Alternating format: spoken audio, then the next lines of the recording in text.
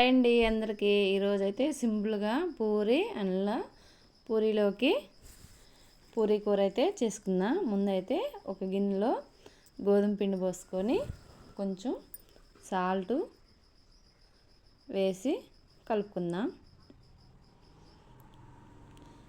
గోధుమ పిండి కలుపుకొని పక్కన పెట్టుకున్న తర్వాత ఇప్పుడు మూత పెట్టుకొని పక్కన పెట్టుకుందాం.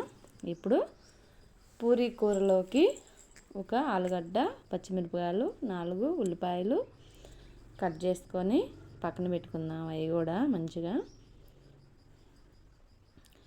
ఇప్పుడు గ్యాస్ మీద ఓ బాండి పెట్టుకొని కొంచెం నూనె, తాలింపు గింజలు, ఎండుమిరపకాయ,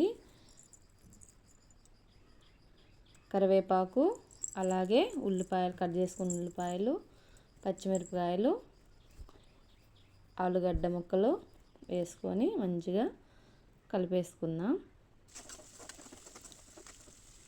వాటిలోనే కొంచెం పసుపు, అలాగే కొంచెం సాల్ట్ వేసి కలిపేసుకుందాం.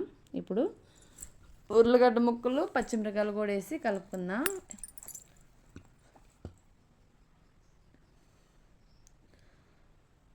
ముక్కలు కొంచెం మెత్తబెట్టడానికి కొంచెం కలుపు అయితే వేసుకుంటున్నా. ఈలోపు మనకి ముక్కలంటే బాగా మగ్గిపోతాయి.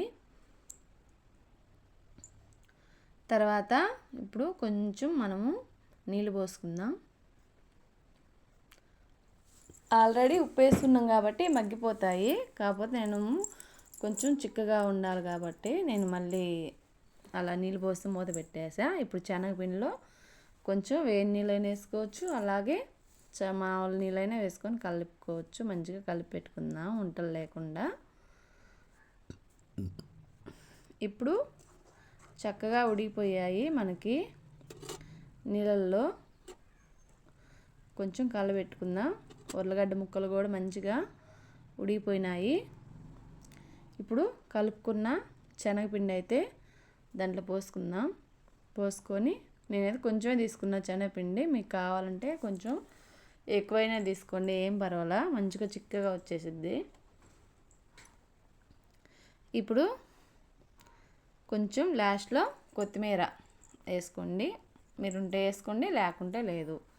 మా ఇంట్లో ఉంది కాబట్టి నేను వేసా కొంచెం కొత్తిమీర వేసి పక్కన పెట్టుకోండి. కూర కూడా మంచిగా అయిపోయింది, మంచి రెడీ అయిపోయింది. ఇప్పుడు ముందు కలిపి పెట్టుకున్న చపాతీ పిండి కూడా మంచిగా మెత్తగా సాఫ్ట్గా అయిపోయింది. ఇప్పుడు పూరీ నూనెలో వేసుకుందాం. పూరీలు కూడా మంచిగా పొంగాయి. అంతే, సింపుల్ అన్న పూరీ కూర చాలా బాగా వచ్చింది. ప్లీజ్ మా వీడియో నచ్చితే లైక్ చేసి ఫాలో చేయండి ఫ్రెండ్స్. Please bye.